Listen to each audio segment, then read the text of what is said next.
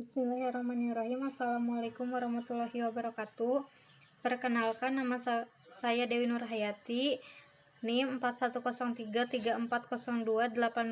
41033402181099.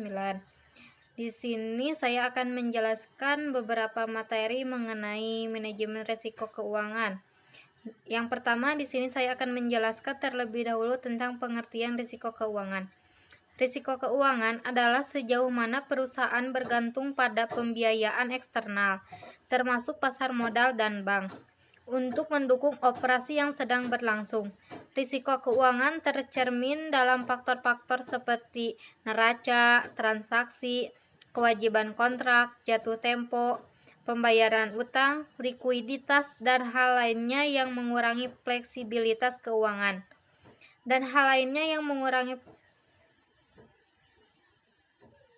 Perusahaan yang mengandalkan pada pihak eksternal untuk membiayai beresiko lebih besar daripada yang menggunakan dana sendiri yang dihasilkan secara internal.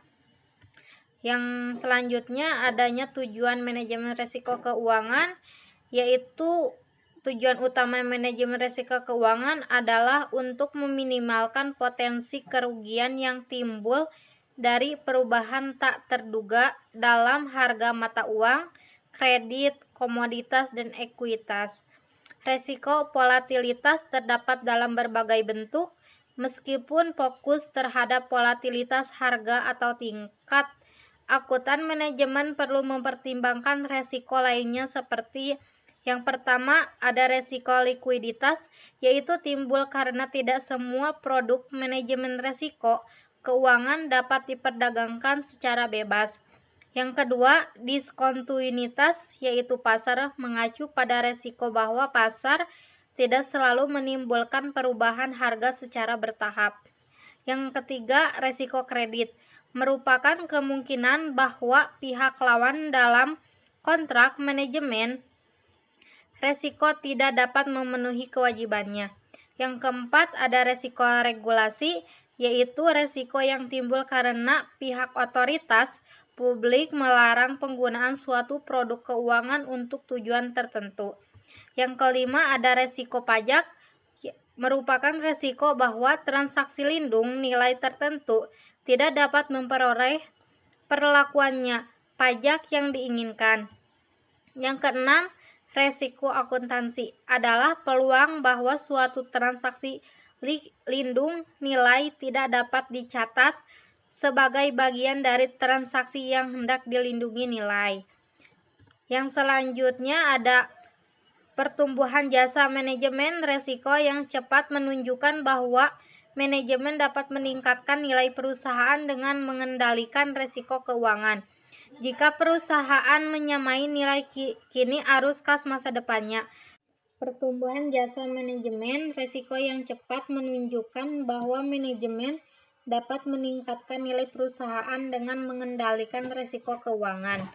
Jika perusahaan menyamai nilai kini arus kas masa depannya, manajemen potensi risiko yang aktif dapat dibenarkan dalam beberapa alasan. Laba yang stabil mengurangi kemungkinan risiko gagal bayar dan kebangkrutan atau risiko bahwa laba mungkin tidak dapat menutupi layanan jasa untuk kontraktual. Yang pertama, ada peranan akuntansi. Akuntansi manajemen memainkan peran yang penting dalam proses risiko manajemen. Mereka membantu dalam mengidentifikasikan eksposur pasar, mengkuantifikasi keseimbangan yang terkait dengan strategi respon risiko alternatif, mengukur potensi yang dihadapi perusahaan terhadap risiko tertentu, mencatat produk lindung nilai tertentu, dan mengevaluasi program lindung nilai. Kerangka dasar yang bermanfaat untuk mengidentifikasi berbagai jenis risiko market berpotensi dapat disebut sebagai pemetaan risiko. Kerangka ini diawali dengan pengamatan atas hubungan berbagai risiko pasar terhadap pemicu nilai suatu perusahaan dan pesaingnya. Pemicu nilai mengacu pada kondisi keuangan dan pos-pos kinerja operasi keuangan utama yang mempengaruhi nilai suatu perusahaan. Risiko pasar mencakup risiko kurs valuta asing dan suku bunga, serta risiko harga komoditas dan ekuitas. Mata uang negara, sumber pembelian mengalami penurunan nilai relatif terhadap mata uang negara domestik. Maka perubahan ini dapat menyebabkan pesaing domestik mampu menjual dengan harga yang lebih rendah. Ini disebut sebagai resiko kompetitif mata uang yang dihadapi akuntan. Akuntan manajemen harus memasukkan suatu fungsi demikian, probabilitas yang terkait dengan serangkaian hasil keluaran masing-masing pemicu nilai. Peran lainnya yang dimainkan oleh para akuntan dalam proses manajemen resiko meliputi proses kuantifikasi penyeimbangan yang berkaitan dengan alternatif strategi respon resiko. Risiko kurs valuta asing adalah salah satu risiko yang paling umum dan akan dihadapi oleh perusahaan multinasional.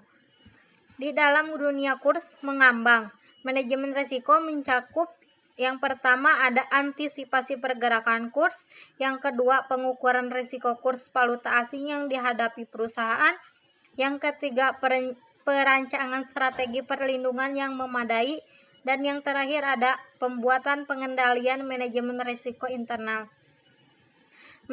Manajer keuangan harus memiliki informasi mengenai kemungkinan arah, waktu, dan menghitung perubahan kurs dan dapat menyusun ukuran-ukuran defensif memadai dengan lebih efisien dan efektif. Yang kedua, ada potensi risiko transaksi. Potensi terhadap risiko falas timbul apabila perubahan kurs falas juga mengubah nilai aktiva bersih, laba, dan kurs kas suatu perusahaan. Pengukuran akuntansi tradisional terhadap potensi risiko falas ini berpusat pada dua jenis potensi risiko, translasi dan transaksi. Potensi risiko translasi mengukur pengaruh perubahan kurs falas terhadap nilai ekuivalen mata uang domestik atas aktiva dan kewajiban dalam mata uang asing yang dimiliki oleh perusahaan.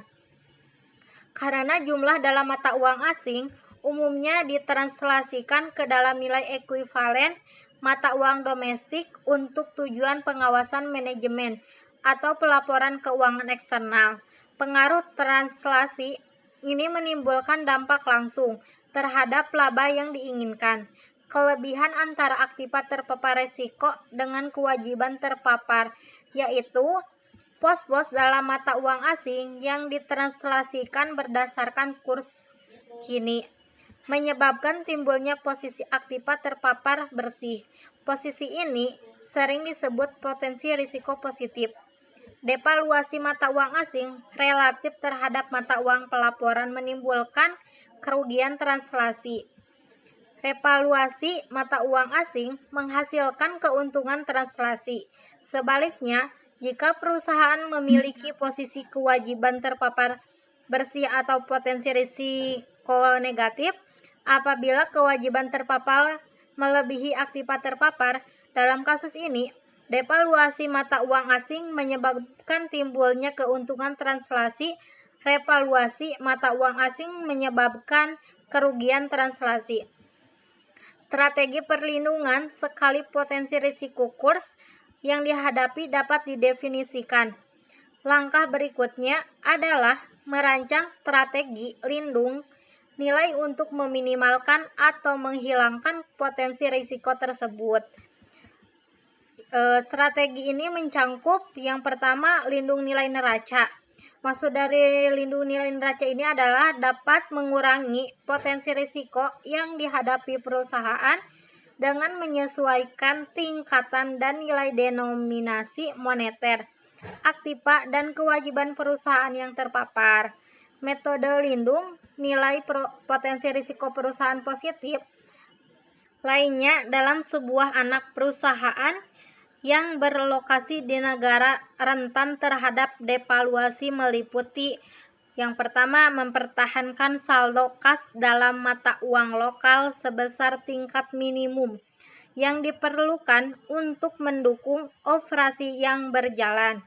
Yang selanjutnya, mengendalikan laba yang di atas jumlah yang diperlukan untuk ekspansi modal kepada induk perusahaan. Selanjutnya, mempercepat memastikan leading, penerimaan, dan piutang dagang yang beredar dalam mata uang lokal. Yang selanjutnya menunda, memperlambat atau leading, pembayaran utang dalam mata uang lokal. Yang selanjutnya ada mempercepat pembayaran utang dalam mata uang asing. Selanjutnya, menginvestasikan kelebihan utang tunai ke dalam persediaan dan aktiva lainnya dalam mata uang lokal yang tidak perlu terpengaruhi oleh kerugian devaluasi. Yang ketujuh, berinvestasi dalam aktiva di luar negeri dengan mata uang yang kuat. Yang selanjutnya yang ketiga ada lindung nilai operasional. Lindung nilai operasional, bentuk perlindungan ini berfokus pada variabel-variabel yang mempengaruhi pendapatan dan beban mata uang asing. Pengendalian biaya yang lebih ketat memungkinkan margin keselamatan yang lebih besar terhadap potensi kerugian mata uang. Yang keempat yaitu lindung nilai struktural. Lindung nilai struktural, lindung nilai ini mencangkup relokasi tempat manufaktur untuk mengurangi potensi resiko yang dihadapi perusahaan atau mengubah negara yang menjadi sumber bahan mentah atau komponen manufaktur. Yang kelima, adanya lindung nilai kontraktual. Lindung nilai kontraktual adalah berbagai instrumen lindung nilai kontraktual telah dikembangkan untuk memberikan fleksibilitas yang lebih besar kepada para manajer dalam mengelola potensi resiko valuta asing yang dihadapi. Kebanyakan instrumen keuangan ini adalah derivatif dan bukan merupakan instrumen dasar. Jadi instrumen keuangan dasar seperti perjanjian pembelian kembali piutang, obligasi, dan modal saham memenuhi definisi akuntansi konvensional untuk aktiva, kewajiban, dan ekuitas pemilik. Instrumen derivatif merupakan perjanjian kontraktual yang memberikan hak atau kewajiban khusus dan memperoleh nilainya. Dan instrumen keuangan atau komoditas lainnya, yaitu banyak diantaranya didasarkan pada peristiwa yang bersifat kontingensi. Akuntansi untuk produk lindung nilai merupakan kontrak atau instrumen keuangan yang memungkinkan penggunaannya untuk meminimalkan, menghilangkan, atau paling tidak mengalihkan risiko pasar pada pundak pihak lain. Produk ini mencangkup antara lain kontrak forward, futures, swap, opsi, dan gabungan dari ketiganya. Untuk memahami pentingnya akuntansi lindung nilai, dicontohkan beberapa praktik akuntansi lindung nilai yang dasar. Dalam menjalankan sebuah usaha, tak selamanya kita akan dihadapkan pada keuntungan demi keuntungan semata. Proses yang dilalui tentunya mencangkup persaingan dengan usaha sejenis hingga faktor kegagalan yang bisa terjadi momok oleh setiap pembisnis. Disinilah pentingnya sebuah manajemen resiko. Manajemen resiko perusahaan penting dilakukan untuk meningkatkan nilai perusahaan dengan mengendalikan resiko keuangan yang mungkin terjadi. Manajemen resiko, proses manajemen resiko perusahaan, manajemen resiko keuangan, strategi manajemen, resiko usaha, pengertian resiko, pengelolaan resiko, dan resiko audit. Manajemen resiko keuangan bertujuan untuk mengurangi potensi kerugian yang mungkin muncul akibat kejadian tak terduga. Fungsi pengawas, di sini ada fungsi pengawasan, pengendalian, dan pengelolaan. Umumnya, sistem manajemen resiko yang banyak dilakukan perusahaan besar adalah dengan pendekatan 3 lini pertahanan, yang terdiri dari fungsi pengawasan, pengendalian, dan pengelolaan. Pada lini pertahanan pertama, unit operasional bisnis lah yang bertanggung jawab untuk mengidentifikasi, menilai, mengawasi, dan menanggulangi resiko. Kegiatan unit pada intinya adalah mengelola eksposur resiko harian agar sesuai dengan target pasar dan kebijakan yang telah ditetapkan. Pada lini pertahanan kedua, ada divisi manajemen, resiko perusahaan, departemen kontrol keuangan, dan departemen hukum dan litigasi. Merekalah yang bertanggung jawab untuk fungsi pengawasan independen. Lalu, pada lini pertahanan ketiga, ada departemen audit internal yang berhak menguji dan melakukan resiko audit terhadap proses-proses yang dijalankan. Kesimpulan dari manajemen risiko keuangan. Manajemen risiko keuangan adalah sangat penting bagi perusahaan manapun, baik kecil maupun besar. Ini seperti garis hidup bisnis. Ini juga merupakan aktivitas vital yang harus dilakukan di organisasi manapun. Namun, sistem manajemen ini juga memerlukan proses perencanaan, pengorganisasian, pemantauan, dan juga pengendalian sumber daya keuangan suatu organisasi. Gagasan untuk melakukan itu adalah untuk dapat mencapai visi atau tujuan perusahaan pada kerangka waktu yang ditentukan. Dengan kata lain, penggunaan dana bisnis penting. Itulah alasan kenapa sistem manajemen keuangan seperti ruang mesin perusahaan dan dapat mempengaruhi setiap departemen lainnya jika tidak ditangani dengan benar. Jadi, untuk menghilangkan segala bentuk penghalangan yang dapat menghambat pertumbuhan bisnis, perusahaan harus memastikan bahwa mekanisme sistem manajemen ini telah diterapkan dengan baik. Salah satu solusinya adalah dengan menggunakan software akuntansi yang mampu membuat laporan keuangan dengan mudah, tepat, dan cepat.